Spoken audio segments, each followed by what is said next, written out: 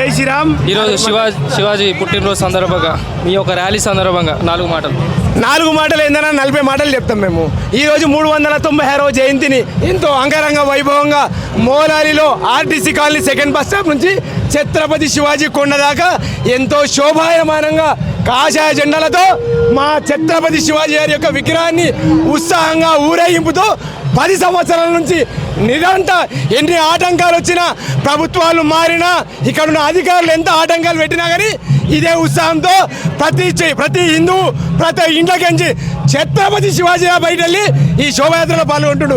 యావత్ మల్కాజ్గిరి మొత్తము ఛత్రపతి శివాజీ జయంతి వస్తే మోనాలిని చూసే విధంగా ప్రతి సంవత్సరం ఈ విధంగా ఛత్రపతి శివాజీ జయంతులు మేము జరుపుకుంటూనే ఉంటాము. మొన్నటిదాకా విగ్రహం పెట్టొద్దు అది ఇది అని జరిగిన చిన్న దాని గురించి మీరేమంటారు? ఇది ఇప్పుడు కూడా చెప్తున్నా, ఈ బాబరు హుమాయూన్ లాంటి వాళ్ళు చచ్చిపోయినా కానీ ఇప్పుడున్న ప్రభుత్వం యొక్క అధికారులు వాళ్ళ యొక్క రాజకీయ నాయకులలో వాళ్ళ ఆత్మలు వచ్చినట్టున్నాయి.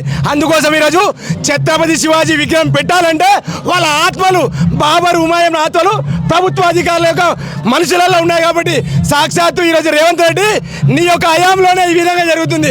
రాబోయే రోజులలో తెలంగాణ రాష్ట్రంలో కాషాయ జెండా ఎగురుతుంది.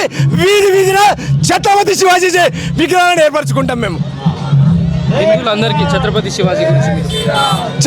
శివాజీ ఒక కులానికి ఒక మతానికి సంబంధించిన వాడు.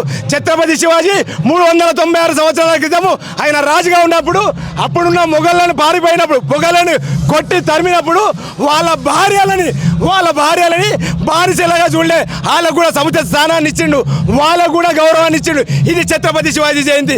కొంతమంది హిందువులకే ఛత్రపతి అంటారు, హిందువుల కాదు, వాస్తవానికి హిందువులకు రాజు ఛత్రపతి.